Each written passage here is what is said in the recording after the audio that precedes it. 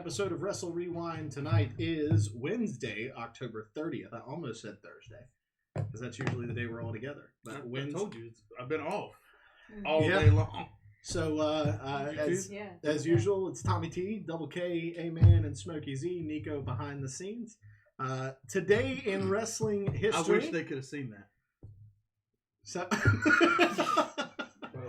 So today in wrestling history, we do have a couple of birthdays. One is a day late, but we're going to go ahead and wish it anyways, and that is our very own Nico. Happy belated birthday to him. Shall we sing it? Yeah, we can sing it. Happy birthday to you. Happy birthday to you.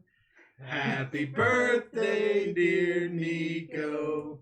Happy birthday to you. Woo! Hey! I buy my shirts. I might if I'd ever receive a picture of one and see what they look like. So I'm in a box in the car. We've got the second birthday that is actually today is none other than the rated R superstar Edge. Okay. His birthday is today, so happy birthday to Edge. Just put R. Yeah, that was my key for me to remember. True. So I was thinking true. We're gonna kick off today's segment with WWE. We had talked last week about kicking the show off with who won the ratings wars each week. However, WWE has kind of consumed the news world for wrestling over the past few days, so that's why I figured we'd kick it off with them. And we'll go ahead and kick it straight off with one of the two hottest topics in WWE right now, and that was Jordan Miles' comments recently. And one of the things that I just want to talk about is I'm not African American, I'm not black. I don't have an opinion on the racism part of it because I'm not really in a position to make an opinion on that. If someone feels that it's offensive or feels that it was racism, and if you take the context of the shirt and think about some of what it was portraying, then I get it 100%. Mm-hmm. Talking to folks that feel that the shirt is offensive, I understand it. I've talked with our own Nico to get his side of it. But really what I want to talk about here is I'm going to talk briefly about WWE's response to the statement and also the responses from some of his fellow performers. Titus O'Neil being one of them, Booker T being another one, and even Big E has had something to say. And to wrap it all up, basically what we've gotten from Titus O'Neil, he basically went on to say that first of all, do your research and get your facts straight before you tag people in a message. Mm-hmm. And then Booker T went on to say that there's been no shirt in all of his time in WWE or WCW that was ever designed without his input and approval. Right. So once it was released, since when WWE released their statement that he approved the design of the shirt, he took down most of his tweets. And then turned around and said, well, he thought it was going to be on a white shirt. So, again, I don't have an argument on the racism side of things. But what I am confused about is we live in an era where social media is very prevalent in everything we do. But I think for me, the bigger concern is how you handled it. Mm-hmm. So instead of, and I don't know if he actually filed a formal grievance with the company at all, or if he just went straight to social media to broadcast it. So, because the right thing to do would have been to go to WWE and say, hey, I got a problem with this. I got a question. Yeah, exactly. And that may have happened, but I feel like if it would have happened, the shirt would have never made it out for sale. To WWE's point, the moment that they received feedback on it, they took the shirt down and not a single one of them was sold. So, I guess the question I want to ask is, how do we think that this situation impacts the career of Jordan Miles and his future in wrestling? I think his future in wrestling will be okay because that's broad. Sure. So I think his future in wrestling will be okay. I can't see his future in WWE no matter NXT, no matter Raw, no matter SmackDown. I can't see his future there being very bright. Solely because of the way he went about handling it. Not because of what his issues were, not because of what the issues are. I think it's 100% purely based on the way that he went. Based on the way that we have only seen that he went about handling it. We don't know the details. We don't know. We don't know the details. Right. We don't know that he didn't try to speak to somebody behind the scenes and get blown off. But we've also seen people superstars that have rants like that on social media that don't end up very well. Right. And like I said, we have no way of knowing before the social media rants began. We don't know what went on. No, we have no idea. Maybe, there's every possibility that he sat down with Vince, Triple H, or whoever and voiced these very same concerns. Hey guys, this this shirt design brings on a negative connotation. It doesn't look good. I don't like it. Yep. And we don't know that he didn't do that, and then it got looked over or pushed to the side. So then he needed to take more drastic measures to be heard. And if that's the case, then you know what? He had to do what he had to do. But we don't really know. So all we know is what we see. And it looks like he could not have handled it any worse. And I don't think that his time in WWE is going to be lengthy from here on out. And I don't think it's going to be a fun ride until it's over. Right. Well, and so there's a whole other part to this too that people don't think about, and because it's often not pursued.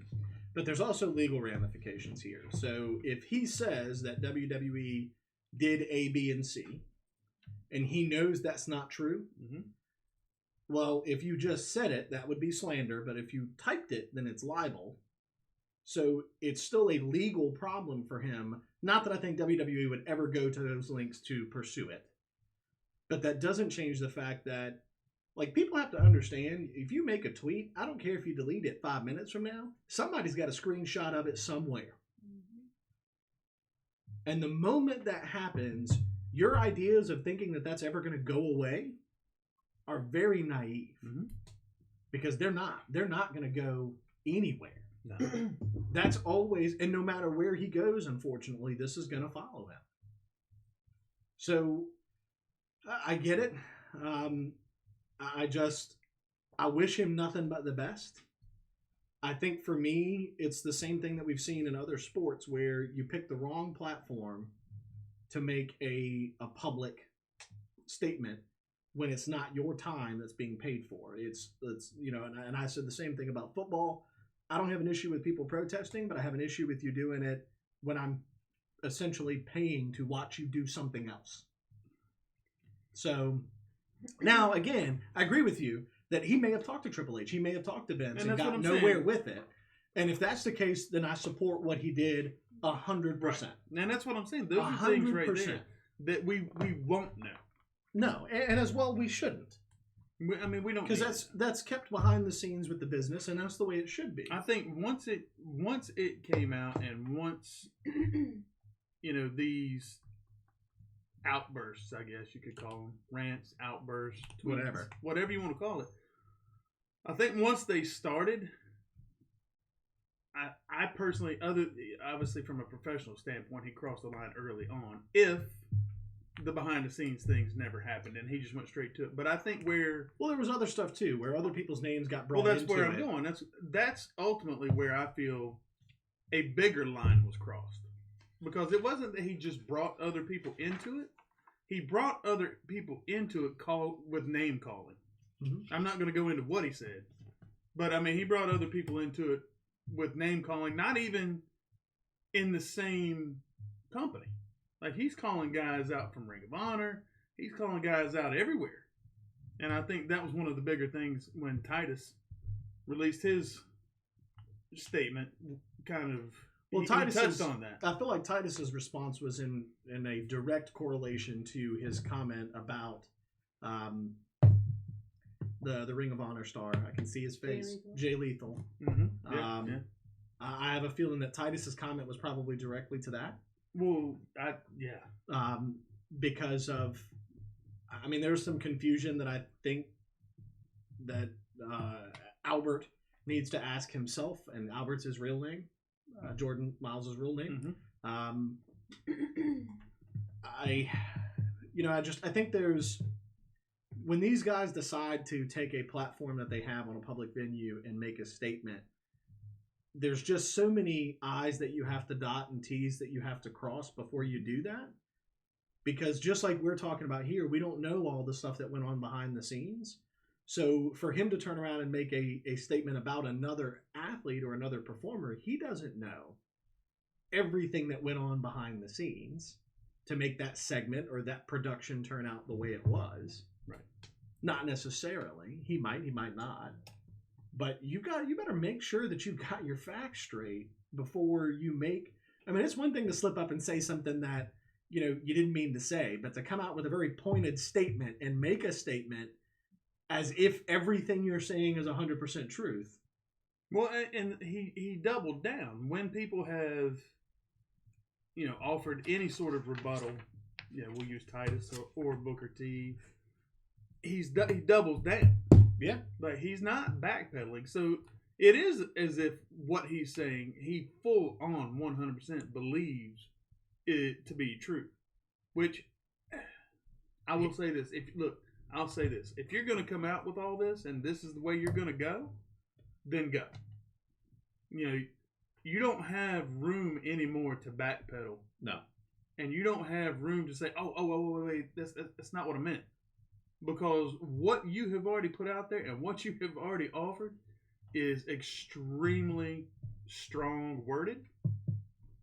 And it's on a very sensitive subject. And it is on an extremely sensitive subject. So he no longer has room to backpedal. No. Like, you can't take it back now. It seems like you can take the tweets down, but that didn't. But you can't take it back. You can take them down, but you can't pretend like you didn't say it. So it seems like social media now is just becoming more of a problem for any athlete, not just superstars. But they're if you want to go that route, it doesn't have to be. No. And I mean, it's their own. Nobody's making them to say it. No, but it's giving them a media platform to speak directly, which is not a bad thing for them to be able to speak directly. No, it's not to the fans, but it's being used in a negative way. You look like 4 or 5 times you had something to say. Yeah, like you've been on the edge of your seat, ready to say something. So, what you got? Welcome back, by the way. Thank you, guys. It's great to be back. I see you went with the black hat too. I did. But it was pretty smash mouth. Yeah. Yeah. That's what I'm talking about. Had to go with it. But I think I have 2 quick inputs. So the whole thing where he thought it was gonna be on a white shirt. My issue with that is the majority of WWE shirts nowadays are customizable and you can pretty much change them to anything you want. Mm-hmm. Booker T even spoke to that. So, did he? Well, he spoke to the fact that 90% of the shirts that are available are black. And that was my other thing. Mm-hmm. So, like, even if the main one was white, you can order a black version of it. Yeah. So, or in any color. So, that would have been my thing. Like, why? Even if it's just on a white shirt, like, the whole it's the logo, same design. Right. It doesn't really change much of it. And then just the blatant calling out of certain individuals who are in active storylines this week is interesting. Like, I guess for me, I would be curious to find out like why that was brought up. Like, can I just say like Hulk Hogan? Like when he addressed Hulk Hogan, like why? I'm not gonna like even pretend to imagine like or put myself in that situation, but I just feel like his shirt and the Hulk Hogan thing like is maybe 2 different animals. And I could be completely wrong, but like why would you want to like just keep digging yourself deeper and deeper and deeper and like addressing like other things, or unless now he just thought maybe this was his opportunity to, and it's just been built up for so long, which again I could totally understand. I'm just like, it's just interesting the route that he took to address all this. So I think some of that is just oppression of people. Mm-hmm. And so when folks feel like there's a constant oppression that prevents them from elevating or escalating to what they believe they're possible of performing to a level at. I think what you run into is as humans, we can all only take so much. Yeah. And so this might have just been the icing on the cake for him to say, "All right, I'm done with this, and I've got a problem with these." Random different things like Hulk Hogan, And I've got like he just started pulling in. Yeah, Right, So that's so- like he's just venting now, which is Yeah. fine. Like if that's the route you want to go, that's fine. Right. For your Yeah, decision, and but- then I mean, I'm not going to be the person that's ever going to sit in this room in front of anybody and say that there's a right or wrong answer to the Hulk Hogan situation. Right. I don't think that there is. There's no group of people that you're going to find are going to unanimously agree on that subject, regardless. You could do, and I think that's anytime you bring any of these sensitive subjects into a conversation, it's very unlikely that you're going to find an entire group of people that are all going to have the same mentality. They might all agree that something is one way or another, that something is either racist or not racist. They might all agree on that, but how to handle it and how to deal with it, if you've got 50 people in a room, you're going to have 50 different ways Right. of how to handle it, because we're all different and we have different levels of understanding and different ways we process information and how we handle grief and handle, I mean, just every anger and every emotion. I mean, we're all different people. Right. I just think that there's a lot. He's clearly got some anger and some frustration, clearly. So, we'll see. I mean, down to it, it's all about his opinion on Yeah. it. And if you're going to sit there and try to convince everybody else to have the same opinion you have, it's not going to work.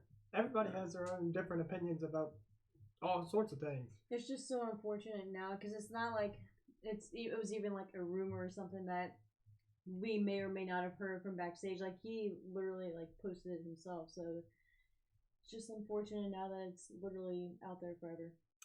Well, yeah, and like we said, it does not. We live in an era where once that stuff goes public, It's, Yeah. Well, not done, but I mean, so it's not even remotely the same. But you look at the peak that Hogan was at, and then when his whole stuff went public, I mean, he crashed. Yeah. Crashed. And I know mean, what? He was suspended from the Hall of Fame. I mean, he lost everything he ever had. He sued the company and got all of it back. And then some. Yeah. But even though he actually put Gawker out of business. Uh-huh. So, but even though he's back in WWE, he's back in the Hall of Fame, he's back on TV and all these things. What we're saying is, once it's out there, it's out there. It never will go away. If you listen to the crowd, now let's take away all the people. I mean, it's still there. Oh yeah, you can hear it when you come out. He has not been 100% completely, totally, and fully accepted back by the universe.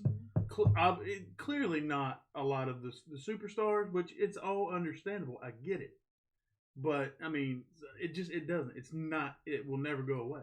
No, and I think these guys also have to understand that they're in a very unique position where they can do some of these things and not suffer the same retaliation as someone else would. I mean, it was in 2009 when the Supreme Court ruled that if you post something on Facebook about your company and they fire you for it, they're allowed to do that. It's a public domain. I don't know that they're going to fire him. Well, no, I don't. Well, quite frankly, I don't think they could. No, I don't think that's the right move. Yeah, I don't think that's the right move at all. Yeah. That would be now. Does this significantly impact his ability to get time in the ring? Absolutely. Probably. And that's what I meant earlier by... Which he already wasn't getting used that much. Right. So I don't think his time there will be lengthy. I think whatever his contract is now is what it will be. Now, what we haven't said, though, I don't think they'll fire him. Nope. I don't think they'll, use him a lot. I think he will go ask for his release and it will be granted. So I'm so glad that you just said that, because as we were talking through this segment, I'm thinking here to myself, if you're that dissatisfied, why would you not just ask for your release? Exactly. Right. That's that. Right. It and will. that's my thing. I'm sorry. No, you're fine. Go ahead. No, but that's my thing. Like if this happened, let's say a month ago, he saw the first logo. Assume maybe it'll be on a white shirt. Even if it was on a white shirt and it was still that bothersome to him, hold your ground. Like, say right then and there. And if you're talking to someone saying, "Oh, well, Triple H approved this," or Triple H is aware of it, and Triple H wants this, then go to Triple H. Like, if you Right. can't go to Triple H over a T-shirt, how are you gonna go to Triple H over your career Yeah. and like on-screen Yeah. things? Like, if something as minimal as a T-shirt, you can voice your opinion over, and if it's that big of a deal, which it should be, that's fine. Mm-hmm. You can't fight for that. So, and if that was that serious, you should have been like, you know what, maybe this isn't a good fit. Yeah, I feel like that whole situation has been underexplained. Yeah. It's been underexplained. I feel like that right there is probably is where the real answer lies. Is when did you voice your opinion? Mm-hmm. When did you voice your concern? You said when, but I mean, there had to be more. Well, if you look at, I gave you guys one of his comments where he talked to a gentleman who's in the merchandise division, Mm-hmm. Baker Landon, said, Baker Landon lied to my face. He said Triple H wanted this design, so my hands were tied. I spoke with Triple H in person, and his impression was I approved. So what this is telling me, if I read this just as Jordan Miles posted it, and you follow it in line with the sequence of events, so your issue really is with this guy, Baker Landon, Right. who told you that Triple H wanted the design. When Triple H talked to you, you told Triple H that you didn't approve of it, and they pulled the shirt so that none of them were ever sold. So what's the deal? Like, where, if your issue, because what I'm hearing is your issue is really with this guy or girl, Baker Landon. Right. That's where it seems like your issue is. Because you're saying Baker lied to you, told you it was Triple H's design, but when you talked to Hunter, Hunter said, no, I was under the impression you approved the design. Sounds like miscommunication. Right. It was taken Which, through. if you work and in it was any, handled. and if you work in any corporation in this country, I promise you things like this, maybe not to this level, but they happen every single day. Yeah. Where one person tells you something, and then when you do your follow-up, you find out that what that person told you isn't true. Yeah. So that happens every single day. Yes, it does. So anyways, I think that's going to wrap up our conversation on the Jordan Miles incident. Jordan Miles, my message to you is that whatever you want to stand for, buddy, just make sure it's known. But right now, I think you're causing some confusion about what you stand for. So, pick something, stick with it, and be true to it. And that's what I would tell anybody. If you've got something you're going to fight for, then just be true to it. So, other than that, thoughts from Monday Night Raw. Anything from the group on Raw? I'm having a hard time right now. I think is what I was saying right before. Programming is just so confusing. It's so confusing right now. I'm having a hard time getting into it. I watch it. I'm just having a hard time being enthusiastic about it right now because I think we will have a better product on both sides once Crown Jewel is done. Oh, I'm sure. And so I feel like I'm doing what WWE is doing right now, and I'm just trying to get to Crown Jewel. Yeah. And once I get there, I feel like we're going to have a fresh start the very next day. Probably. That's my thoughts. That's my opinions right now. Okay. Yeah, it's just here lately. It's been tough trying to get excited to watch it. I'm just confused about a lot of it. I'm not sure, like, there's storylines, there's not storylines, there's things that make sense, there's things that don't make sense, there's just, I think they're throwing so much. But I'm also going to tell you that I found myself expecting Monday Night Raw to be the Monday Night Raw. It's not. And it's not anymore. Nope. And I'm having a hard time adjusting to the fact that the excitement and energy that we used to get on Raw has now been shifted. And it's on SmackDown. So SmackDown, just everything that they've done with it so far it's just a more exciting show. Yeah. Well, I mean, it's the A show now. Yeah. So we talked a little bit last week, man, when you weren't here, that it has been pretty much made aware that Vince has very little. He has all say so in creative, but he has very little say so as to who's on what program because apparently the executives from Fox are driving most of what goes on SmackDown. Their mentality is that that's what happens when you invest $1.6 billion in a product. So I mean, that's fair. they're driving a lot of what's going on SmackDown. So you would think Raw would be a better show? You would think, but we as fans have not adjusted to that. I'm not even saying Raw is bad. It's not great. It's okay. But it's definitely it's not what it's dropped down. Yeah, yeah. So for us, it's a B+. We look for certain people to coincide with excitement and big events. We do as fans. That's what we do. That's the so point. right. So we don't get those folks on Raw anymore. So some of that genuine excitement that would come with being able to see a Roman Reigns or guys like that, you're not getting it right now. So why do you think that is? $1.6 billion from Fox. No, but for Raw, like, why do you guys think Raw, besides Fox, like, well, I still Raw since post WrestleMania has pretty much gone down. Well, because I don't think they really had any real direction, and then right. at all. Then we have Heyman coming through. I think they got so focused on the whole SmackDown going to Fox. Yeah, I'm good. That they were trying to push everything towards SmackDown wise, and now that they're finally there, they're kind of lost on where they should be on Raw. Yeah, well, I had forgotten about Buddy Murphy versus R-Truth match this past Monday. It's little things like this that I feel like are just hurting the product right now, especially on Monday night. That match was really good. Yeah. Buddy Murphy and R-Truth were putting on a hell of a show. And then they interrupted with that damn 24/7 title. I mean, it was a great match. Don't interrupt. If you want to do that, do it before the match or after the match. But you had a great match between these two guys going, and you ruined it. Because, I don't know if you guys saw it, Truth and Murphy are in the middle of the match. Everything's going great. It's probably the best match on Monday night this past Monday. And then, could have been, because they didn't really get to finish it. Then here comes the 24/7 chase. They start running around the ring in circles. Truth gets out of the ring and just runs around the ring with them. And he gets back in the ring and takes a knee to the face from Buddy Murphy, and the match is over. So it's little shit like that that's just going to kill it. That was stupid. And I changed the channel. I honestly think that the 24/7 title needs to go away. Yeah.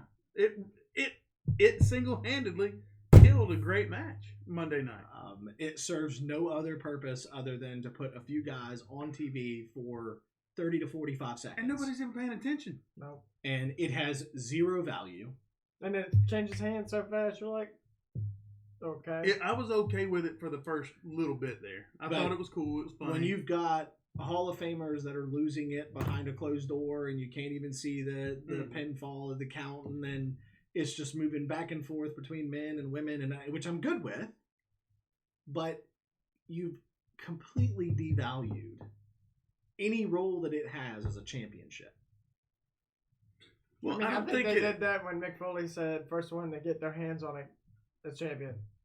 Oh, well, it's a valid point. That might be the most pointed thing you've ever said on this show. I mean, how can you win trivia 1 week, and all of a sudden you come out the next week swinging? Dang. I mean, how can you have a legitimate title and leave it in the middle of the ring until, all right, go ahead, somebody pick it up, whoever picks it up gets it? I mean, that's fair. Yeah. You know who's not going to do that, though? Yeah, I know exactly. You know? Do you know? I do know. I do.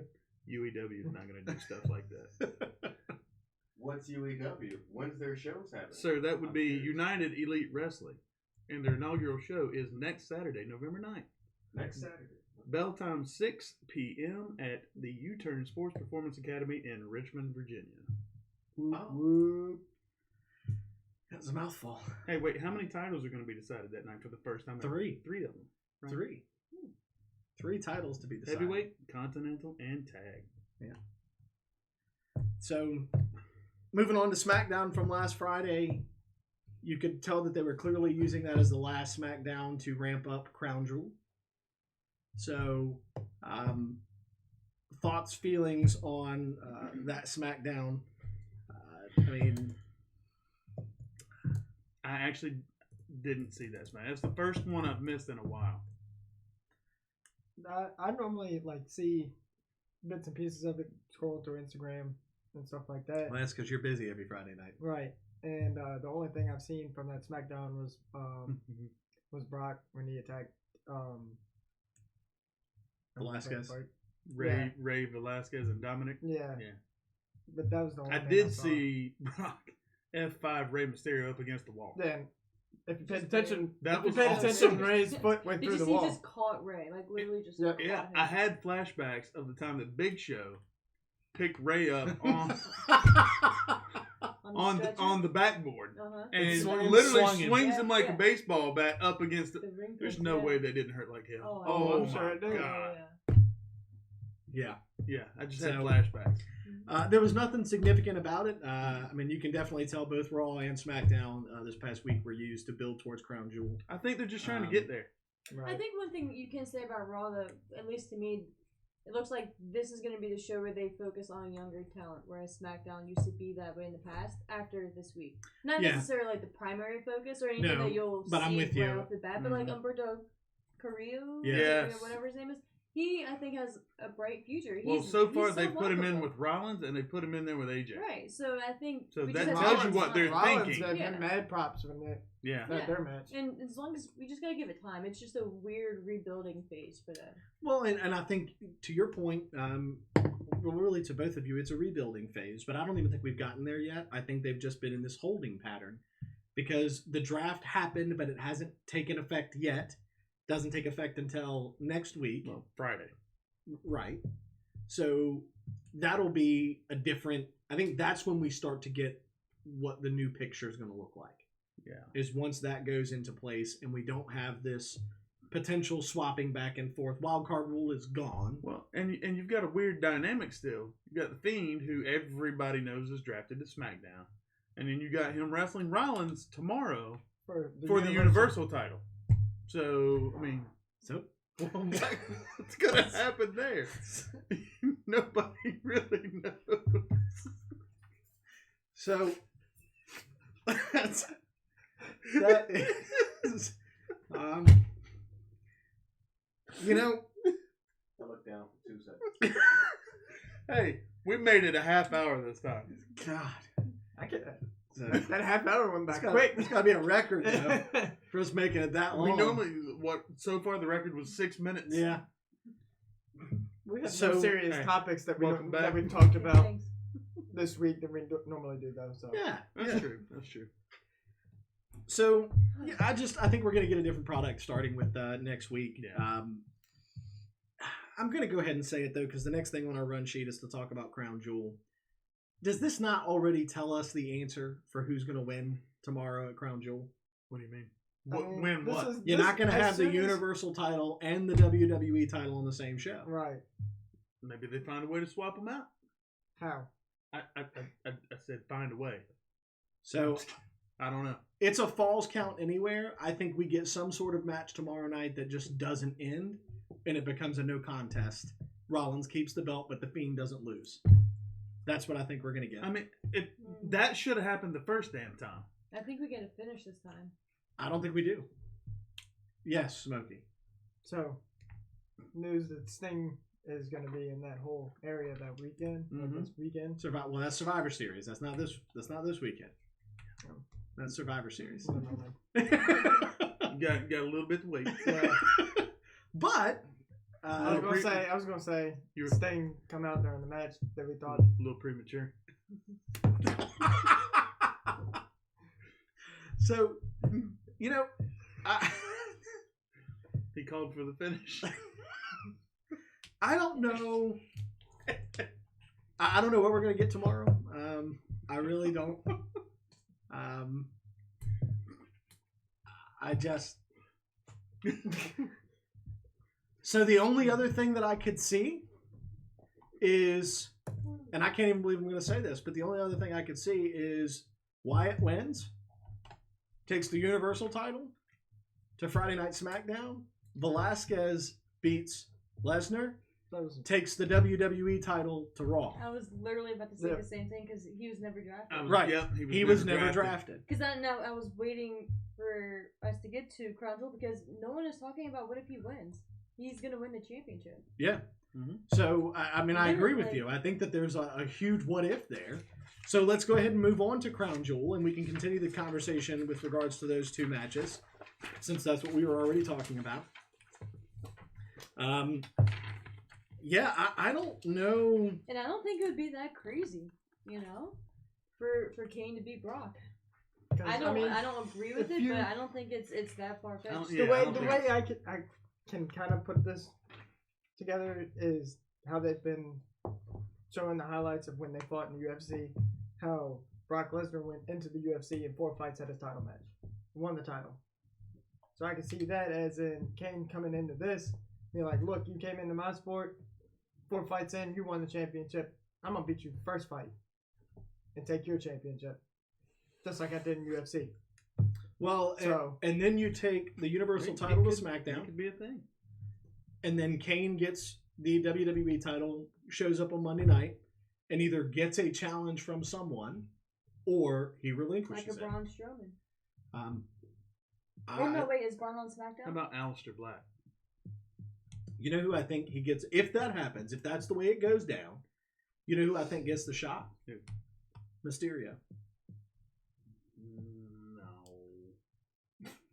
No. I mean, they've done. He sounded so disappointed. They've done the whole. Like, come on. Little. If we know that they're looking. Just don't do something that damn predictable. And not right after he beats Brock. Right. No, come on. At least give us some time. Right. Like, either way, I don't think Velasquez keeps it long, or Velasquez keeps it, goes to Survivor Series with it, and we get Lesnar Velasquez too. Yeah. I feel like that's more likely. At which point Brock will take the belt back. Yeah.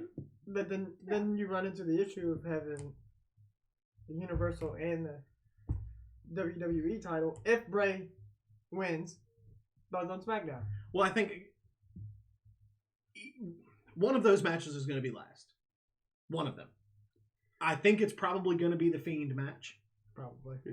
And I think we already know how that match is going to end the moment we see the finish to the Lesnar-Velasquez match. If Lesnar retains the title, then Seth is keeping his. Because he's on Monday Night Raw. Do you think that we've had this conversation before? Maybe not necessarily on the show, or it was last year, I'm sure. So we wouldn't have done it on the show. But do you really think they're going to let major titles change hands at Crown Jewel? Well, and that's why I think if, for whatever reason, it has to happen at some point, this is the perfect time for it to. Again, not that I want it to happen, but this situation would be perfect for it. Kane can beat Brock. Then they're tied, because this obviously we all know, well, I guess maybe not, but they wouldn't be tied. But then Brock would even have more of a story going into a Survivor Series where he could win it back. So I have a weird feeling that it could happen. I think you're right. I think my problem with this is I have less faith in WWE to actually give us a Fiend win. I just don't have that. After what they did to him at Hell in a Cell, I have zero faith that they're going to do this right. That the Fiend is going to be Seth? Yeah, I think they have to do this one right. I'm not saying that they will, and I'm not saying that I disagree with you. I'm saying they have to get it right, or the Fiend is pointless. They got all that grief after Hell in a Cell. But I think the way that the match ended and how everybody was. Don't let Vince have anything to do with it. Right. There is nothing that Seth Rollins can do that's going to be worse than what he did in Hell in a Cell to make it believable to keep the Fiend down. There's no way that this ends well if the Fiend loses. Well, right. I think we saw pretty much my guess is what they did on Raw is going to be how they get out of it at Crown Jewel with the whole forklift on top of Roman thing. It's going to be something to that effect where like physically the Fiend couldn't escape.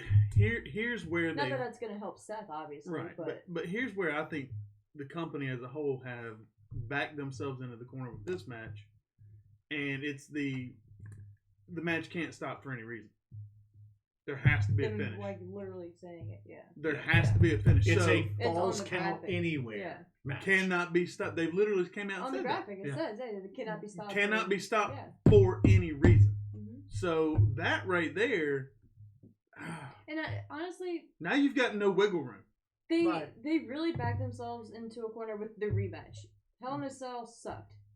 You can't. You go could back have and just fix it. left You it at didn't that. have to do a rematch. Right. The draft was Let it perfect. go. There were Let it different go. shows. You Yep. didn't Let have it to go. do Pretend this like it match. didn't happen. You can Right. have the Fiend still show up if the people over there want to see him. That's cool. Whatever. The only you didn't have way to do it. Kick off a new feud over there. Yeah. The Exactly. only way that you would have a legitimate reason to do this from the perspective of a fan right now is because you're taking that title to SmackDown. Mm-hmm.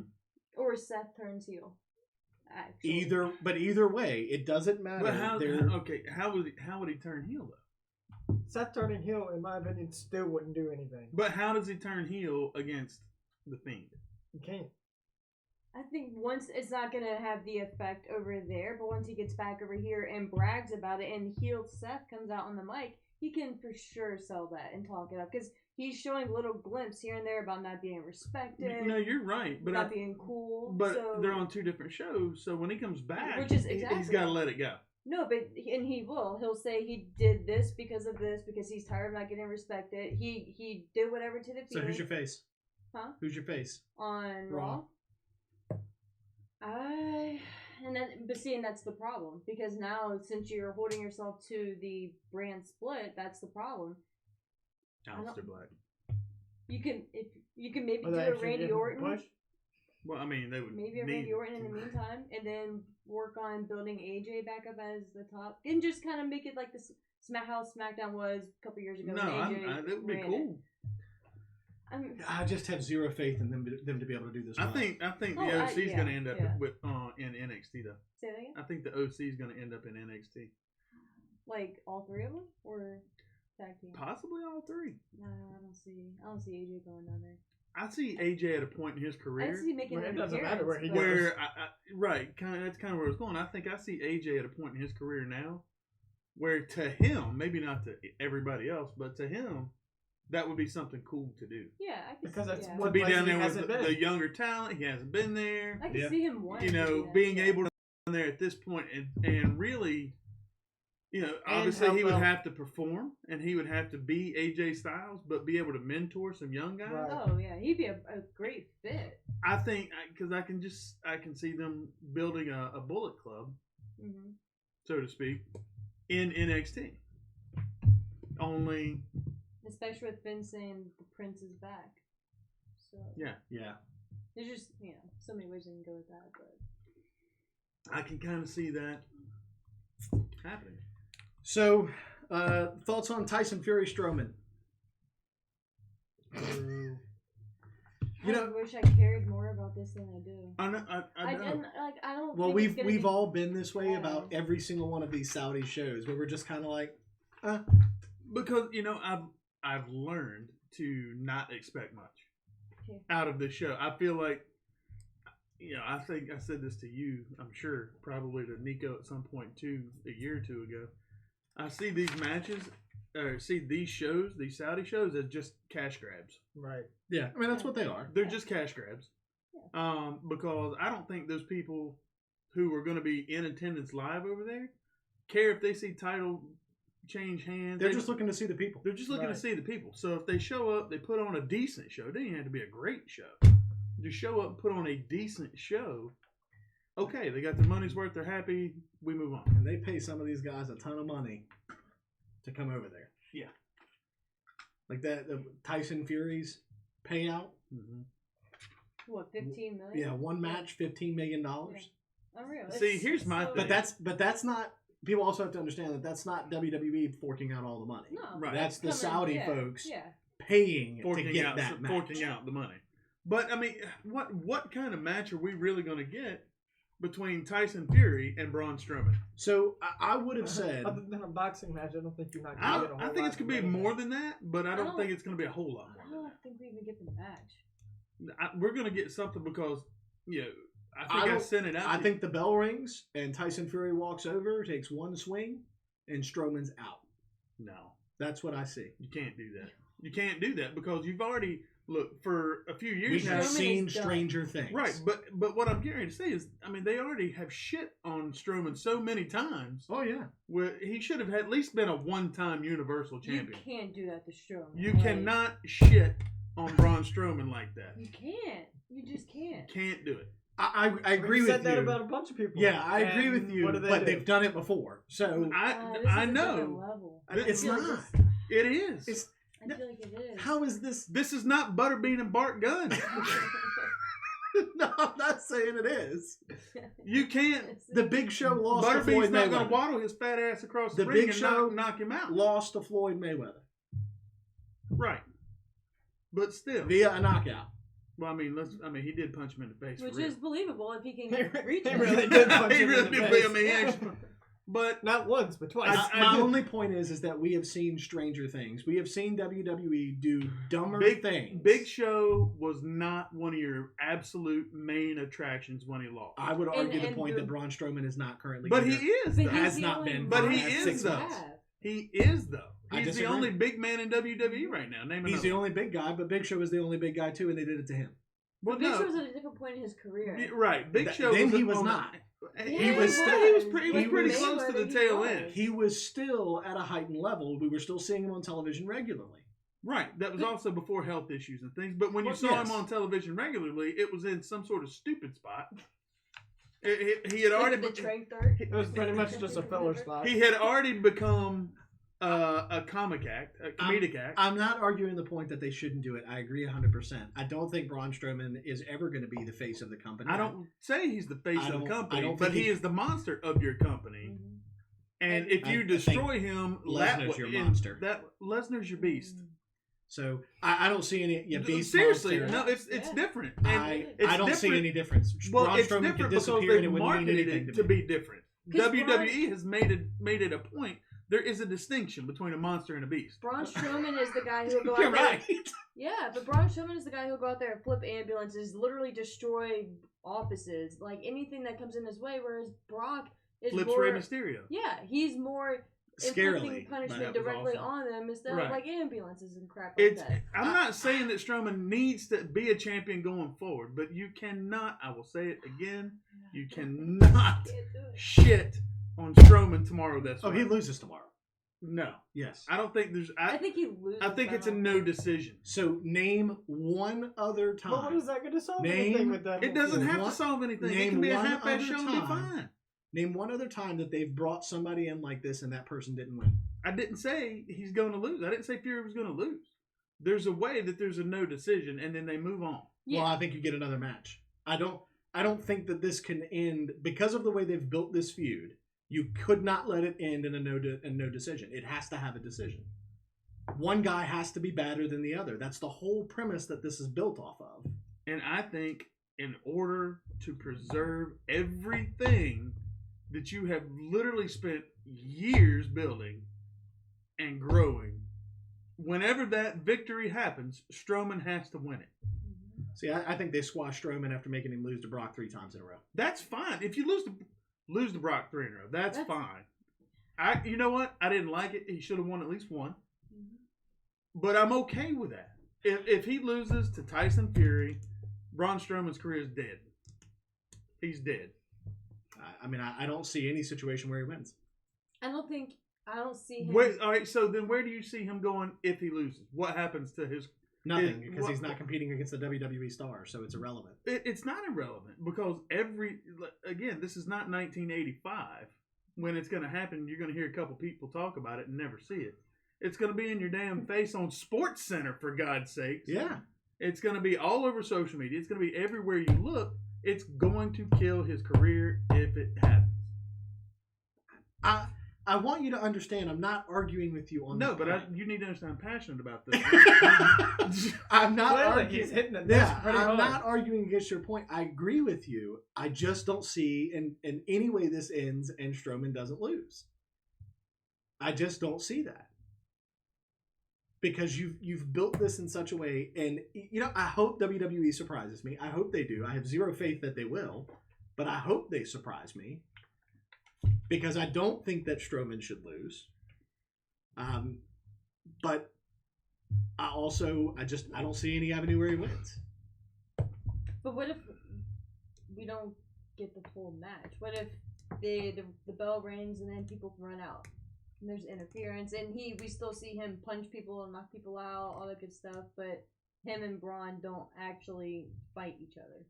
You know what? Give me Tyson Fury, Cain Velasquez, and I'm good. And then let them go. It still wouldn't work though because Cain Velasquez can actually wrestle. Well, Strowman can wrestle more than Tyson Fury. I agree, 100%. But that's also why I don't think we Did you see the report? The day after Tyson Fury's first day in an actual wrestling ring, he got destroyed. He got cut up. He got beat to pieces, and it didn't go well. Well, I mean, I can believe it. It's And not what he does. I mean, that was only like a week or two ago. Yeah, that's not what he does. So He's a boxer. yeah, Right. But that's why I also think that it's in a situation where you're going to get Strowman's going to come out. He's going to mouth off. Tyson Fury's going to deck him, and that's going to be it. It's going to be over. I hope he does it before the bell. So maybe that's If he does it before the bell, then we might get a situation if it's where kind of like a sucker punch kind of thing, or if they start fighting before the ref does anything. even if that happens, though, I think there's still a 2. Unfortunately, I think you're right, but I still say whatever happens, somehow, someway, if it's an actual match, the bell rings and we go, Strowman's got to win. He has to. Or his career's done. Where's he going to go? You know what? We're going to get a chance because the picks for our No Holds Barred Wrestling group will go out tomorrow morning to defend the title. And Nico, that's your title currently, isn't it? Oh, yeah, I do have that thing. So, I was about to say, I forgot who has so it. I think Nico has that Isn't title. that the only one you got right now? That will. It's the only one that matters. That's well said, sir. Wow. So who do we think is going to be the winner of the Battle Royal to take on AJ Styles for the United States Championship?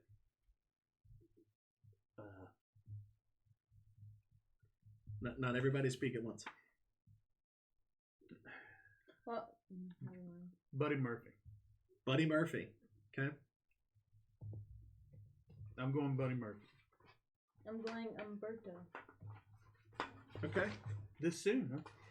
I mean, why not? Yeah. Yeah, I mean, there. I don't think it's a bad pick. Yeah. I'm thinking it's going to be a Buddy Murphy, Andrade, somebody like that. Not somebody who we would be expecting. Right. Well, I mean, I don't know that you can say... Cedric. Somebody of that group. Yes, Cedric. Hey, you remember when we heard that? Yep. When we were sitting in the parking lot watching SmackDown that night. Because Tommy picked tickets behind everything. We were almost behind the curtain. Like, in our entire group, some of us were behind the curtain. I wasn't. But I think Nico and Dane were behind the curtain. Right. I mean, I heard Chris Jericho's music. Hey, we were so far behind this thing, we were behind Shinsuke's strobe lights when he had them.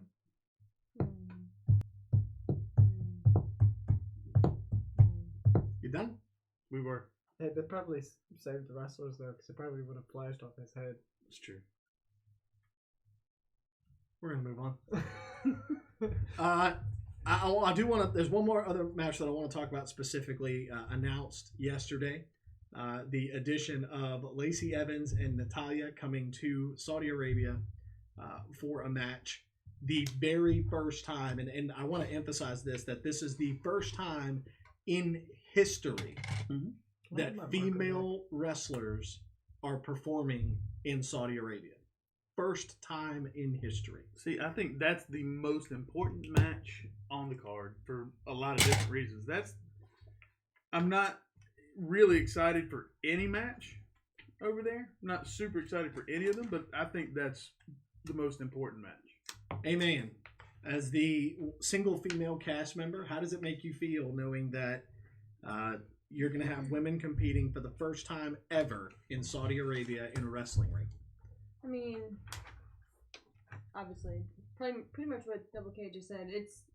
That's the main match I'm looking forward to. And I'm so happy, and I think I'm more happy for Natalia than anything else because she's put in so much work and effort and time and like just everything into WWE and just benefiting everyone and all the new girls who have come in. So it's just great that she's finally getting a payoff like this in every aspect of the word. Yeah. And I think it says a lot about Lacey Evans and how the company views her. And I'm curious as to that pick. Both of them, honestly, but more so Lacey Evans. So I think Double K hit the nail on the head earlier, and that was if you had WWE, which basically if you follow, watch, or see Stephanie McMahon's statement on of how it came to fruition. She released a statement today, and it basically was WWE. The original partnership between WWE and Saudi Arabia was to be part of a cultural change in Saudi Arabia. And so this was always part of the plan. It's just WWE moved it up. They tried it last time. They brought the women out. Saudi Arabia said no. WWE is now saying, hey, we're going to do this. So it's up to you. How you respond, but we're gonna do this. And it amazes me with all the crap WWE gets for them doing and fighting for something this monumental. This is huge. Yeah, it's. I mean, I've heard a little bit about it today, but like it's not like you hear all the negativity you hear about WWE, and then they finally do something good. And there's actually a silver lining in this partnership, in this deal with them that hey, women are performing over there as they rightfully should. And it's gotten a few mentions, but like no one is really like celebrating it, and that's so the only sad. thing. Well, the only thing that I think that people are holding their breath on right now is does it happen? Right, because they can sit there and say that it's gonna happen, but like it could still get pulled because once you I think at this point it has to happen. Oh, I don't think so. No. I think if you get over there in a culture who devalues women on a regular basis, and I'm saying, and that's the wrong word. Their religious views are very different from ours, so they don't hold women in the same position as we do. And I'm not saying it has to happen because it has to. I'm saying, and what I mean is, if it doesn't happen, then WWE shouldn't have announced it and hyped it up as happening without getting over there and knowing for sure that it's going to. So there's there's another way that this benefits WWE in the long run. Because they can say they tried and then because they entered in a 10-year agreement with Saudi Arabia. Very much controversial for the past year and a half because of political reasons and just worldly events. This could be their way to get an out. If it doesn't happen. They announce the match. Saudi Arabia pulls and says, absolutely not. We're not going to do this. Well, yeah. And then WWE says, well, you're now in breach of the agreement. So as a result, we're not coming back. And that's kind of my point too. Like you can't announce something like this and not have it happen without a because explanation. I could definitely see Vince coming out and saying, "Okay, this isn't taking place. This is why it's not taking place." And he needs to say, like if it doesn't, it needs to be, and not just like a weird finish or something like a skip. Well, I don't think they can because I think it's gonna. So, here's what I would tell you: people are fickle, and so you're absolutely right that it should be getting more attention than it does. But imagine how much attention it's going to get if WWE announces it and then Saudi Arabia doesn't let it happen. Which it should. Imagine how much attention it's going to get at that point. Because now you're stepping out of just the wrestling news world. You're stepping into the mainstream media of an American company announced an event and you refuse to allow female competitors to compete. Right. So I hope and pray for everybody involved that this goes off exactly the way it plans.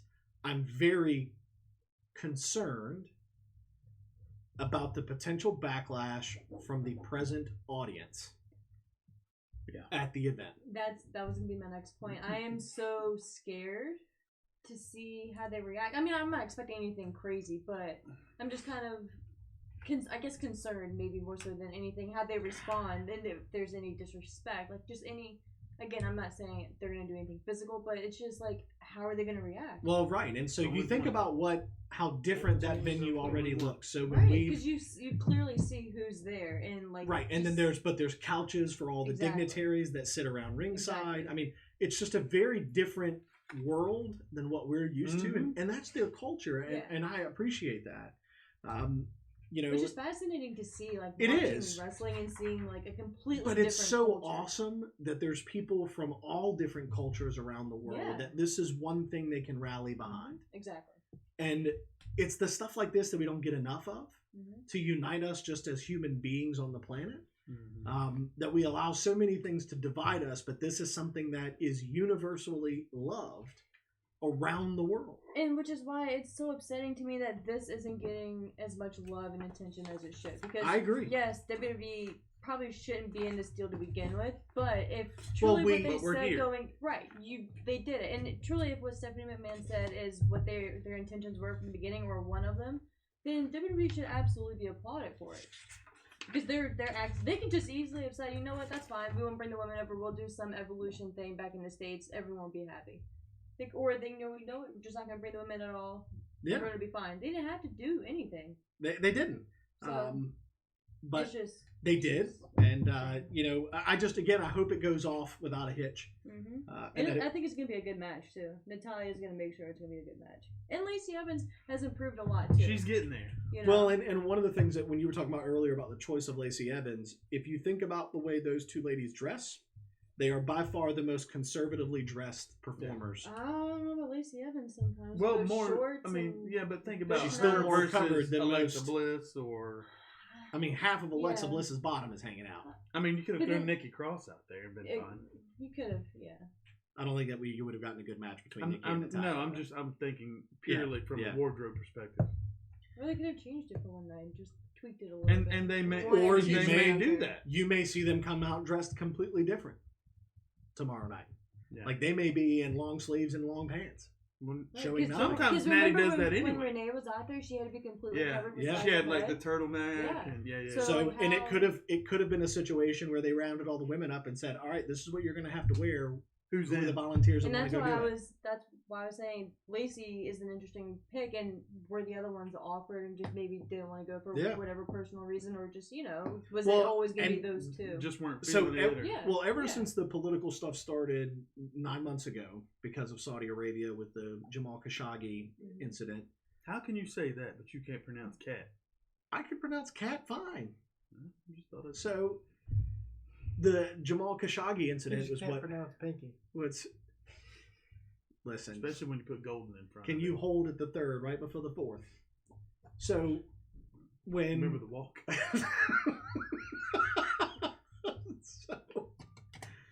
so that was when WWE started taking heat for being over there. Was because of that.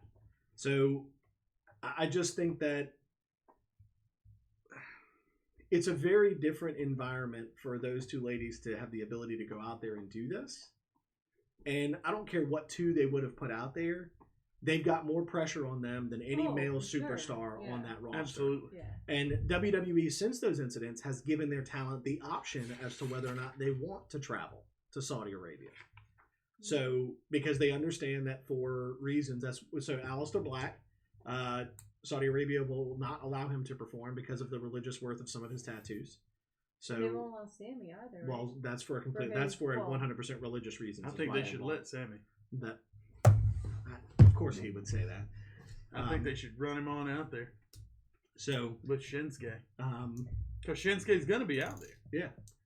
But Sami Where's his mouthpiece going to be? Sami Zayn will not be traveling with them. Aleister Black is not traveling with them. Kevin Owens is not traveling with And them kudos by to choice. Ali for donating whatever his payout for this is going to be to. I don't remember the charity, but I think it's That a local guy- charity for his. that in guy- He's just a Chicago. genuinely He's just- good guy. He's just You Yeah, because you know this is going to be a decent payout, and to just donate Yeah. whatever that is to whatever. Speaking of foundation. To payouts, anything. Yeah. Other than your own Right. account. anybody Right. see the video that folks were all talking about their payouts, and that John Cena in the middle of a Oh, workout yeah. recorded a video, and he's donating $500,000 directly to the first responders that are fighting the wildfires in California. Really? Yeah. So as everybody was Oh, talking about like wow. donating money and payouts, he literally stopped in the middle of a workout and took a video and posted it on his Instagram saying he was going to give $500,000 directly to the first responders Aw. fighting the wildfires. I don't care what anybody ever says. John Cena is the most generous WWE superstar in the history of the company. That's fair. For everything he has done for the Make-A-Wish Foundation, everything that he has done for charitable organizations, continues to do for charitable organizations, gets paid out for stuff and then turns around and donates it right back to whatever the cause was that the venue was supporting. I mean, the guy... And he doesn't stop. No. No, and, he just keeps going. And Yeah. somebody directly asked him the other day when he was going to retire from WWE, and you know what his response was? He's never. He never will. Yeah. He said, "I'll never retire." And he's never turned his back on No. WWE. He's taken time away as he rightfully He deservedly deserves- should. Yeah. And what Yeah. people have to understand, like, you can call The Rock a part-timer all you want. You can call Lesnar a part-timer all you want. You can call John Cena a part-timer all you want. Here's the problem. You know how you always talk about when these guys come back and they steal all the TV time? Well, guess what would be happening if they were there all the time? They would still be stealing He'd all still the be TV stealing time. all the Right. TV time. Right. Well, So- people are starting to find that out now with Lesnar because he's around Yeah. all the All the time time. now. So, well, I mean, we kind of we talked about how we thought that was going to be the case after he officially called Dana White and said, "Hey, I'm out. I'm done. I'm not going to fight anymore." The only difference there is everything with Lesnar happens so quick. It's not a lot. He doesn't gobble up a lot of time. No, because he comes in, does his thing, and goes. Yeah. He doesn't need a whole lot of time. No. No. But you talk about but people have to understand that if John Cena was still showing up on TV every week, he'd be in the limelight And then every be the single same week. people complain. And they on would the show. complain Yeah. That Like, he's oh, we got to well, see we him gotta every watch week. John Cena Yeah. again. Oh, well, John Cena's a part timer. Well, right, but guess what? The crowd still pops for John Cena when he comes through the crowd. He comes through the curtain. They still pop for Lesnar's entrance is the most interesting entrance of anybody's because his music hits, the crowd pops, and then it goes to a boo. Yeah. Yeah. But if you think about it, it used to do that for. It still actually sometimes does that for Roman. Yeah. Well, Roman. It's like they're like, oh, wait a minute, everybody else Yeah. is booing. I mean, I go back to the Hell in a Cell match that Lesnar came back down and kicked the door in, which is one of the coolest Hell in a Cell spots ever when he would just kick the shit out of that door. And then that match. So think about it. You talk about Strowman being one of your top guys. You had Strowman, Roman, Hell in a Cell. Brock kicks the door in, and what do the fans start chanting? You guys remember? Holy. Thank you, Oh, Lesnar. Yeah. That's right. So as much as people complained about him, they knew Roman was going to beat Strowman. So the fact that the fact that Lesnar came out, the crowd pops when Lesnar comes out. Then they start booing him, and then you start chanting, "Thank you, Lesnar." What type of fans did I say last week were the most fickle fans on the planet? Wrestling fans. Wrestling fans. We are. And it's not a they are. We, We are, yeah. the most fickle fans on the face of the earth. There's no pleasing us. No. Because We as can soon sit down and watch. as soon as you give us what we want, We don't we're want- going to tell you it wasn't the way we wanted it. Yeah. That's what we're going to do. So, we can sit there and boo somebody, watch them on TV, but we actually go to a show. We're cheering them on. yeah. Absolutely. Well, because it's cool to see them. Yeah, exactly. You know, do Like, I I hate you, but yeah. do I think? Oh, I came out of my seat at Mania for Lesnar. Oh yeah. Yeah. So I think we all did. I mean, when we saw Paul, waddling down to the ring, it was like, oh shit, here it comes, here it comes. Yeah. So you Well, knew. I wasn't smacking Nico No. at that point. No, you were smacking me. I was smacking you. Well, Nico was still recuperating. He was half dead. If you He would've was still smacked half him, dead. he would've just been like, He was still holding his breath, trying to get his chest to pop back out. I was at WrestleMania. Yeah. Yeah, you showed up after the Lesnar Rollins match. So I think that's going to wrap up our WWE conversation. Let's move on to AEW. We'll kick off this conversation with DDP went on the record of saying, somebody said, if AEW asks you to get in the ring and wrestle, what will you say?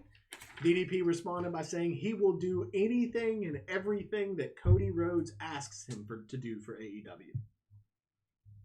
Now I'm going to tell you, I remember DDP coming out as a surprise entrant in a Rumble a few years ago, and he could still drop the diamond cutter, but I cringed every time because I was worried whether or not he was going to be able to get back up. Well, I mean, I don't know that he could wrestle quite the way he used to. He's not in that condition anymore. And but he could be in a ring every day, and we don't know. True. I mean, It doesn't do anything for me. You can hit a diamond cutter. Just go out for an interview and hit it. Yeah, it's not one of those moves that's so invasive that as you age, you could no longer do it, and you need to find something else to do. Like, let's age Ricochet. Oh wow. 25 years. He won't be wrestling. Let's age him 25 years. What he does now, he's not gonna be able to do it. He's dead. Well, that's a little dark. I'm not saying that. So he could be limping. He could be on. I mean, Casket. he can't. cut his mic. Yeah.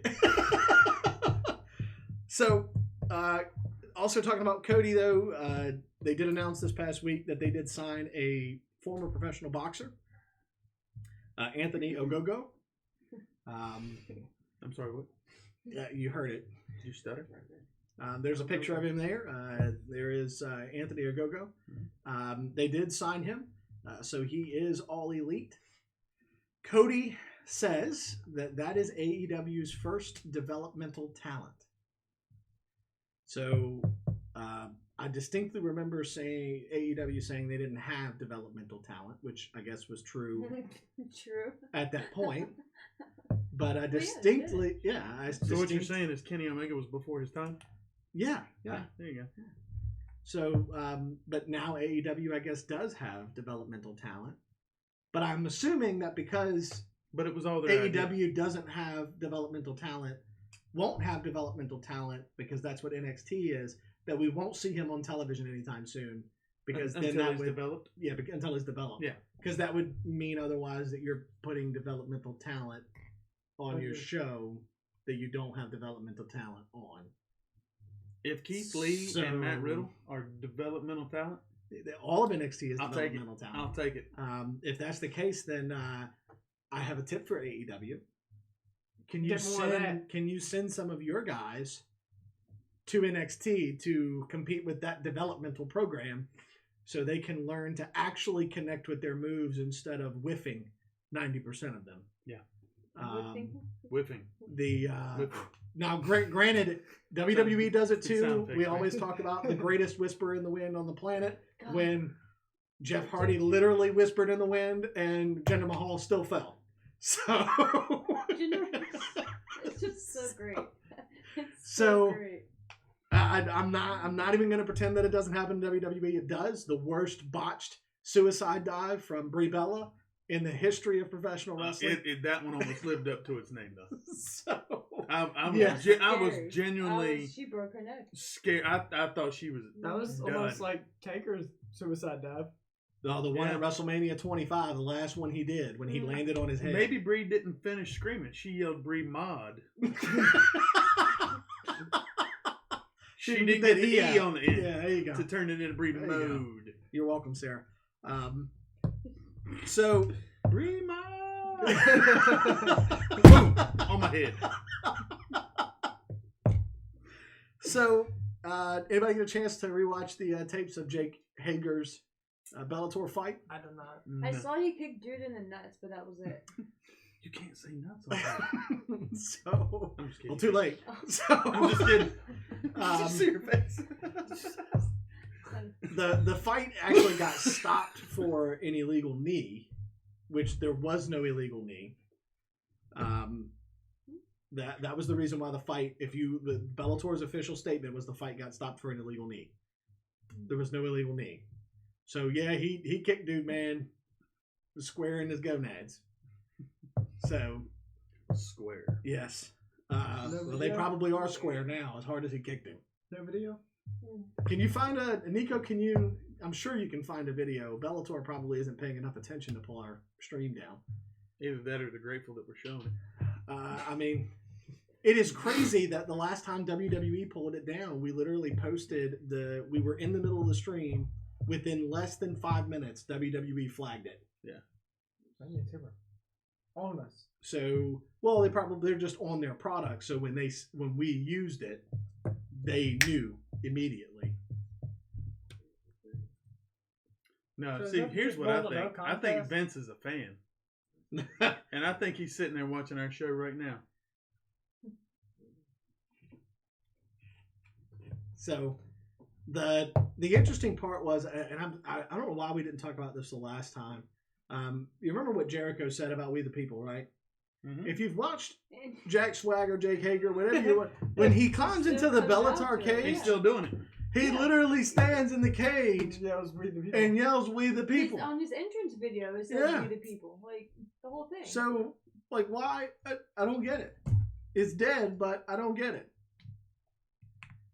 No luck, Nico? Jake Hager. Did you really Jake Hager. Nuts. search it by that? Well, whatever you got.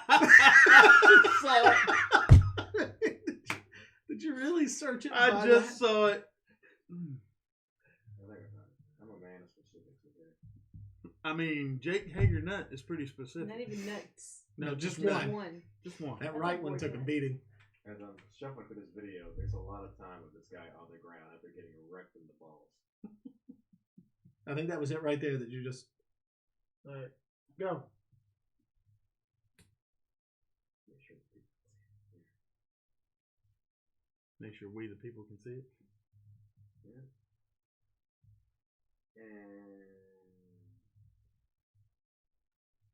And Yeah. I'm down. Mm. I'm down. Got my back. That one's close because it's the I way mean, the ruling for MMA is weird. So, When it gets to, I mean, he got kicked. He got kneed square in the nuts. yeah, if they're refutable. Can If someone- you look yeah, right can- here, you can see where. I the mean, it's soul right. is That, divided. Yeah. Dude, that's right down the middle.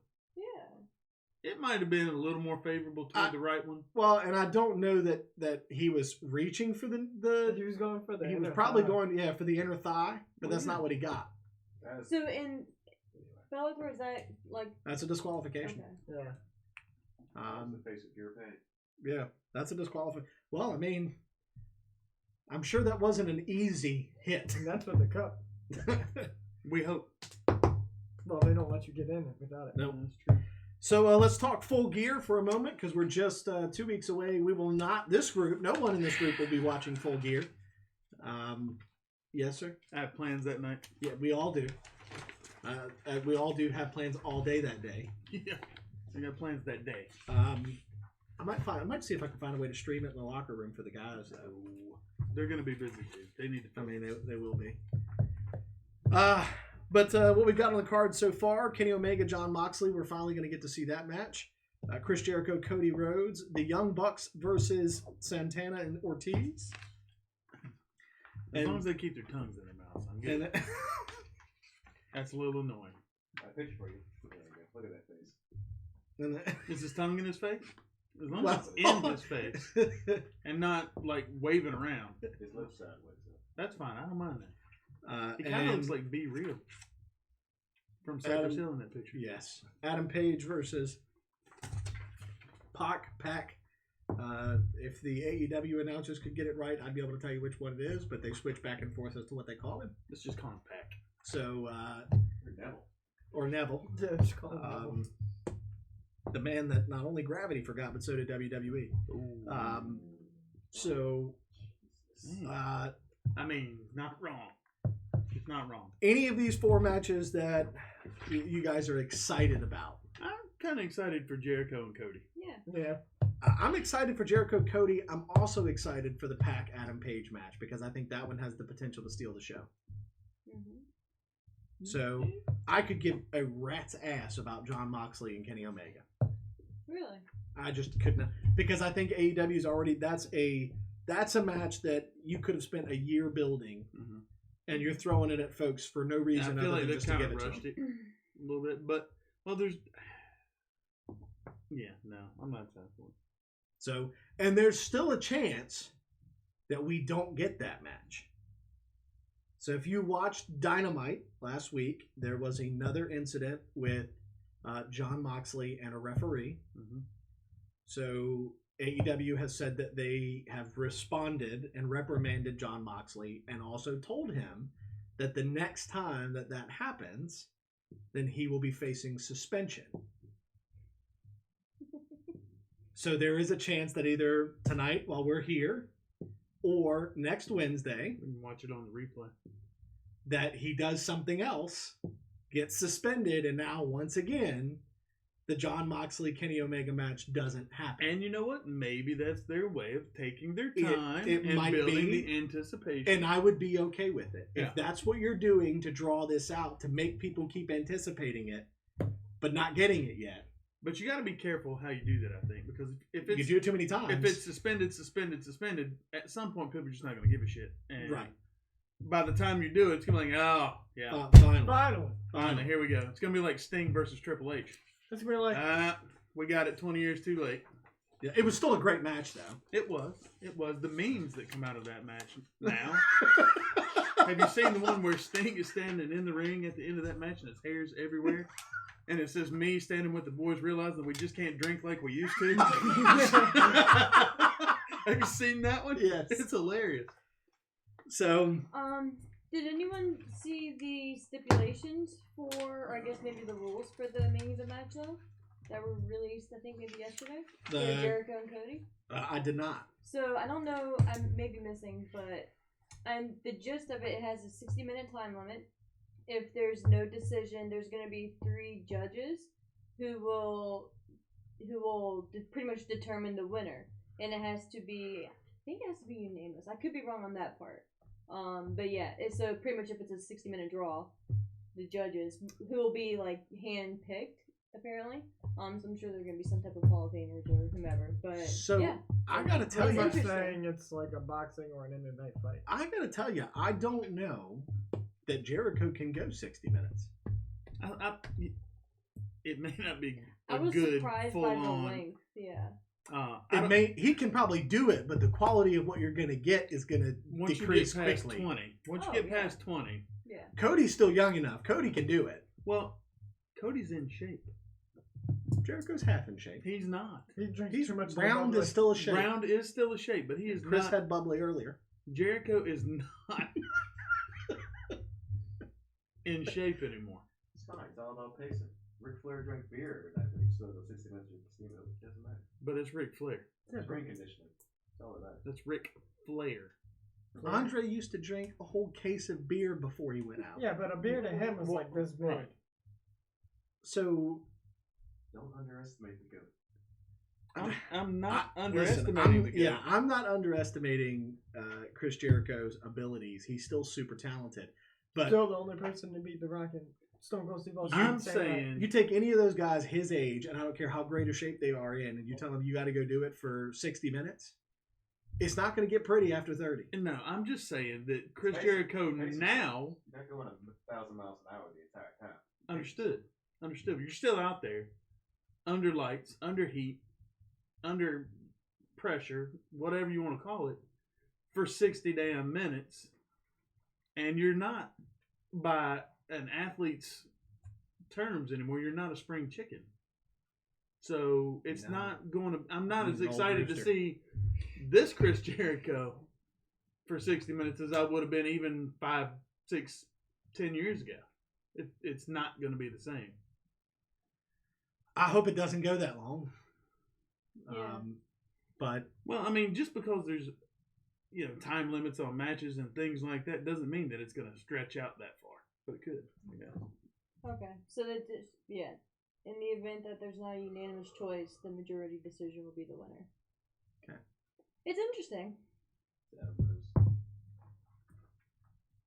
What is this? that was Plus size Adam Oh. Rose.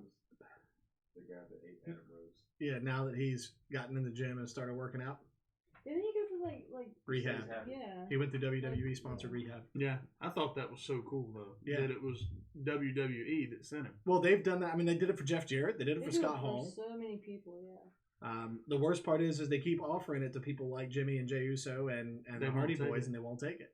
Well, Matt's good now. Matt has pretty much drawn the line in the sand with his brother. Yeah. Well, I mean, and I think you have to when you have someone that has issues. Yeah, Clear cut issues, as Jeff does. and he's refusing to fix it. So I still say that his career should have been over after the Sting match. But in a way, I'm it glad is so weird to see Adam Rose in a ring like that after seeing him on WWE TV. To be fair, he was never allowed to wrestle. Yeah, he was. Oh. Admittedly, he dropped. He was all the way down to 175 pounds then. Yeah. I mean, Oh. I don't think we can call this a rosebud. I don't. What? No. Not sure what you call that. Anyway, not AEW related. I just thought it was interesting. Oh, that was interesting. Yeah, it was interesting. You snuck that in there on us. Yeah. All right. It was testing our adaptability. All right. I'm good with that.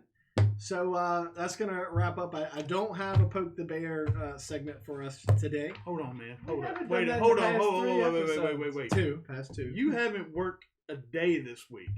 That's not true. You Not worked true. a half a day. Worked So half a day. let me say it again. You haven't worked a full day No. this week, and you don't have a Poke the Bear? You Nope. slacking. Nope. Come on, man. So this is not an ESPN segment. We don't need to come on, man. He's too busy with other things. You should never come on, man. Golden Stinkies. So, Right. so Benjamin Banks watched the show. Huh? Is Benjamin Banks listen to the show? I don't know. She found out. Should. so No. Yeah. anyways, that'll take us on to our Wrestle Rewind trivia, where for the first time Smokey Z is defending. Probably not going to defend it. Double K never gave it to him. So Smokey Z's been the champion and never got the belt. You want the belt when you get it, big boy. I didn't hear much of a response. Nope.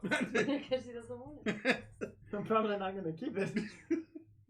So, hey man, you were absent last week, so No.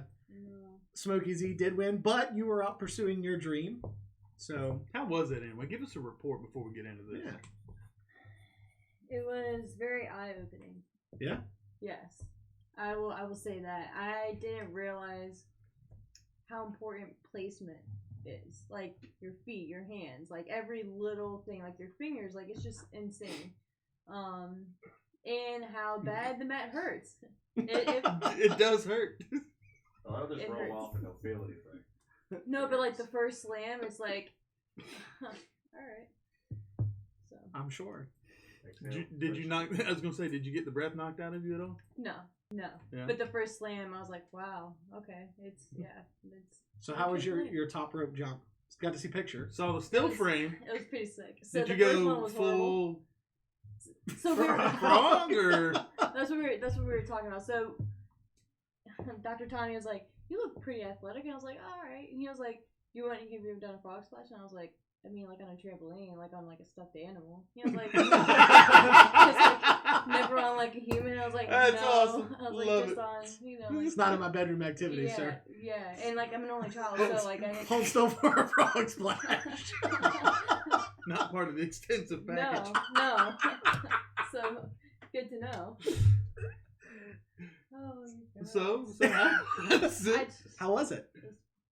the first one was horrible. Yeah? Yeah. Yeah. Because I didn't. So, for whatever reason, like my brain didn't think to like jump high and like actually extend. It just went jump high. Oh So, God. the So first did you one- literally just go up and down? Yeah. Oh. Yeah.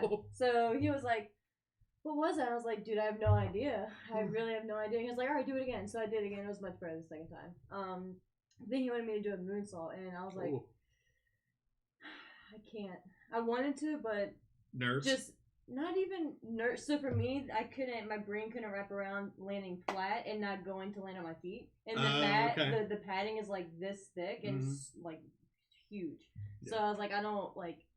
Not on the first day, and that's why I told him I was like, if this was like maybe second or third time, maybe, but I definitely would, obviously, but Yeah, not the first I've day. done like moonsaults on trampolines, and it took me forever to like land flat and instead of on my feet. Yeah, I had to like keep doing it over and over again because my first instinct is tuck your feet in and then land on your feet. Mm-hmm. And I was right, like, I can't. right, and that's what I told him. I was like, I know, like, You just gotta kind of I'm not lay out scared and to go. do it. I just like, I would need to give it a few like practice kinda times, like and I you have- wasn't, you know, It's kind of like you have to rotate a little bit slower. right, Mhm. right. Well, you So- just don't tuck. Right. Thank you, Buffalo Bill. So, There's no lotion involved here. Jesus.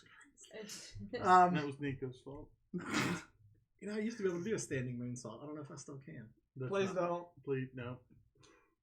So- Actually, let's do it. Here, grab that camera. We're going to go outside. You guys have a show to run overnight? You got time for that? Wait till that. He's going to be sitting for the most part. So, Not if he's dead. Well, then he's going to be laying down. Not like he's got to be on his feet either way. So, anyways. All right, we're going to kick off Wrestle Rewind Trivia. You guys know the rules. 15 questions. Whoever has the most points at the end wins. So, again, I'll let you know if the questions are multiple choice prior to asking them. We're Calm down, Dr. Dazzle. we are going to introduce a terrible. new rule this Okay. week. If the group unanimously agrees to discard a question, then we will. Yeah, because he asked one last week. I don't That remember what none it was. of us, and I even looked at him and I said, I wouldn't be able to tell you the answer. Like, either. and he, yeah. So Fair. Yeah.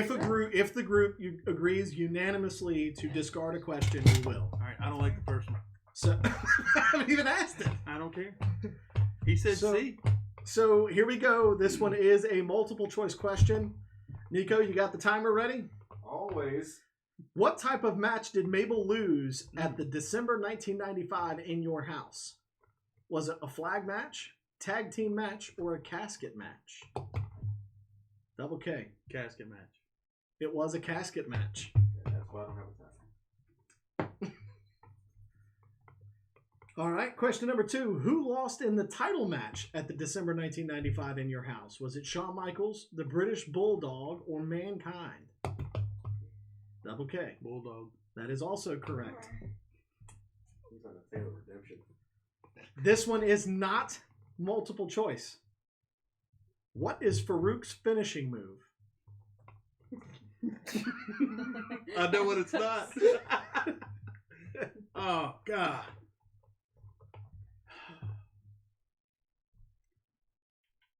I'm just having a brain cramp right now. Okay, The spine buster. that is incorrect. Powerbomb? That is also incorrect. First hint in 10 seconds. One person left, another with the head up. That's true. I can't give you the hint. Hint is the name of his finishing move was derived from his group, the Nation of Domination. It's all you. It's a slippery slope, too. They said the wrong thing right here. The DDT. That is also incorrect. The correct answer was the Dominator. Oh. Question number 4. What is Ken Shamrock's finishing move? Hang on real quick. Hang on. We'll come back to this question. Don't start. But what move was the Dominator? I thought that's. I thought that's what you were was the, asking. It was the gut wrench where he takes him up on the shoulder and then spins him straight back down and drops him. Okay. okay. All right. So we were looking for like the name. The name of the actual- move. Yeah, I wasn't clear. Anyway. What was the question? What is Ken Shamrock's finishing move? Oh, is it one Amen. of those things like it, the specific name? Because it wasn't it the ankle lock. It was the ankle lock Oh, submission. Question number 5. What was Owen Hart's finishing move? Sit down, pile driver. Nope. That's what he almost killed Austin with. Wasn't it the oh my gosh, the sharpshooter? It was the sharpshooter. It was the sharpshooter. No, I know. I almost said something that was probably in poor taste, so I pulled it back. Oh, okay. I know where you're going. Yeah. Question number 6. Who eliminated the Sultan at the Royal Rumble of 1997? I remember the Sultan. I do. Was it Steve Austin, the British Bulldog, or Jake Roberts? Double K. Austin. That is incorrect. Amen. Jake Roberts. That is also incorrect. Oh, well. Well, Smokey Z, there's only one left. don't miss it. I don't remember what the. I'm not giving it to you. Wow. Dude, that's a free point. Gave you the answer, and you just Oh, still couldn't get it right. mm. Wow. Wow. You had the answer key, but you still got the test wrong. Ain't Jesus, that a- Bueller. Get it together. Something. Oh. We got 60 seconds to figure it out. Yeah, I'm not even giving you a hint because I already Yeah. gave you the answer. Yeah, I know. I wasn't really listening because I figured one of them was gonna get it. So This is why you should never count your chickens before they Yeah. hatch. Never sell yourself short. There, Smokey Z. That's deep. That's what she said. Why?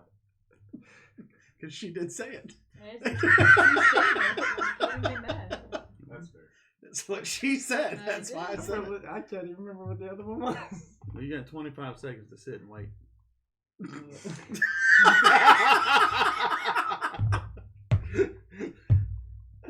Everybody just stare at Zach and don't laugh.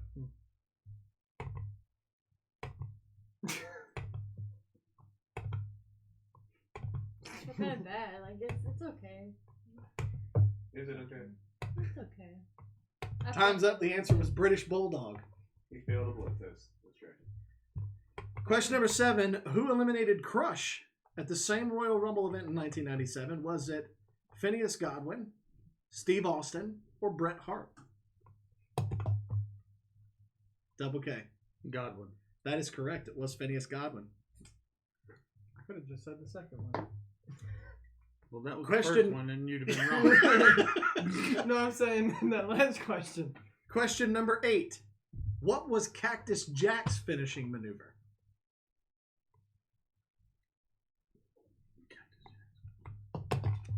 That Smokey Z. One, that was a sit down pod driver, wasn't it? Nope. Double K.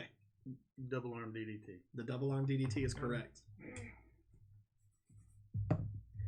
Question number 9. What is another name for Shawn Michaels' super kick finishing maneuver? Double K. Sweet chin music. Sweet Chin Music is correct. Question number 10. What was the name of Survivor Series in 1998? What? It had a sub name. Oh my god. In '98. I already know what my hint is when I get, because I can see it. Yes. It's so frustrating. I don't remember it, honestly. I was two. That was two. I'm also gonna pull back. Again.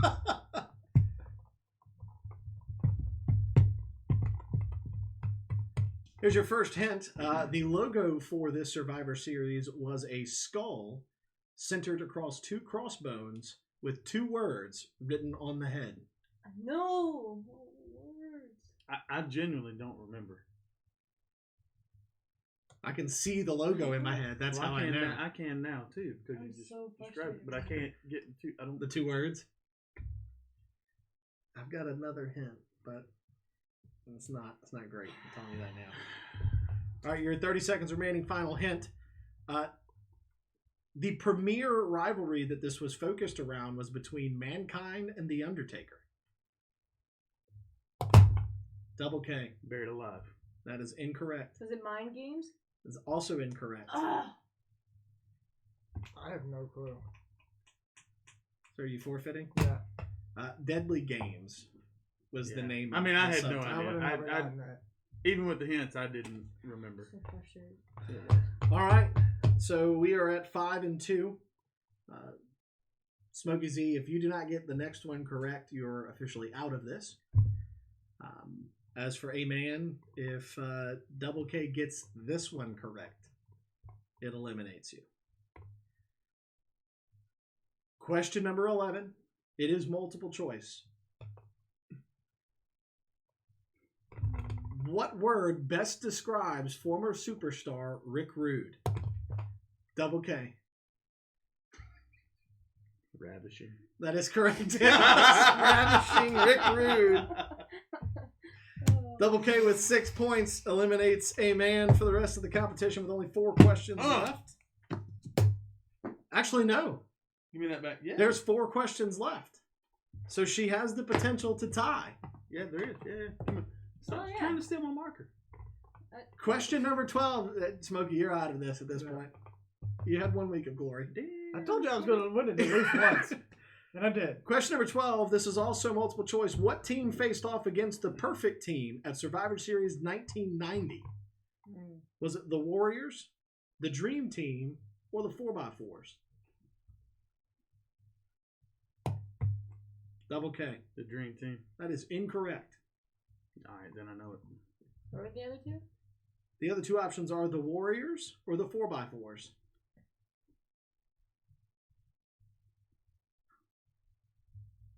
It's cool because you can hear the clock ticking. And I've got a hint, but it's probably going to give it away.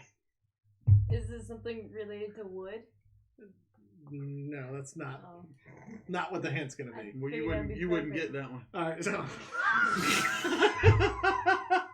That's here's, no true statement. Double here's K. your hint. Has ever been stated on the show. Here's your hint. The team that is not the correct choice doesn't have a believable name. Wait, say No, that I again? mean, The team That is not the correct choice.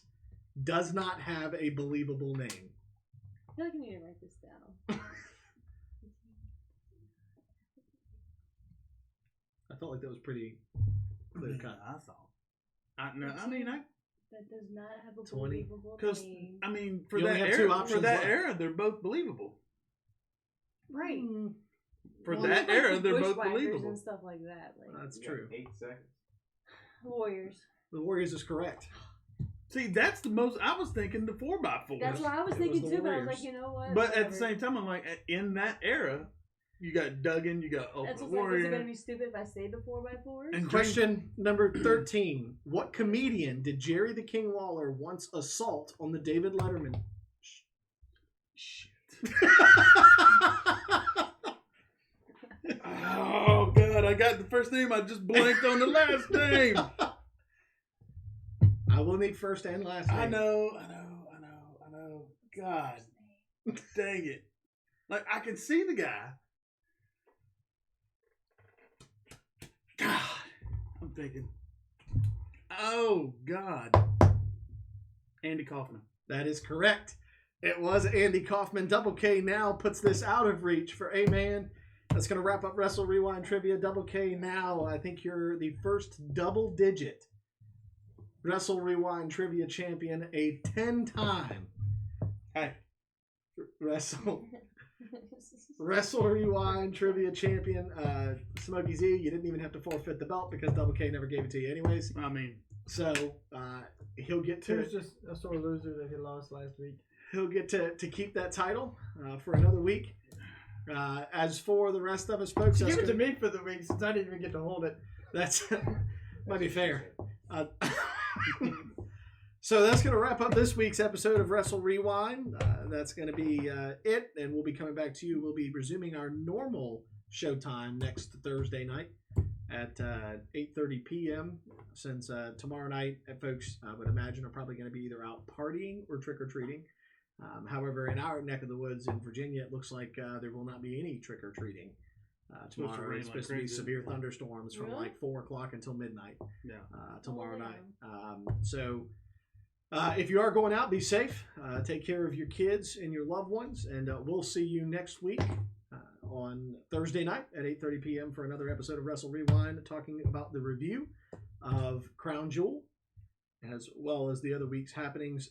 As for us here at the team, as always, it's Tommy T, Double K.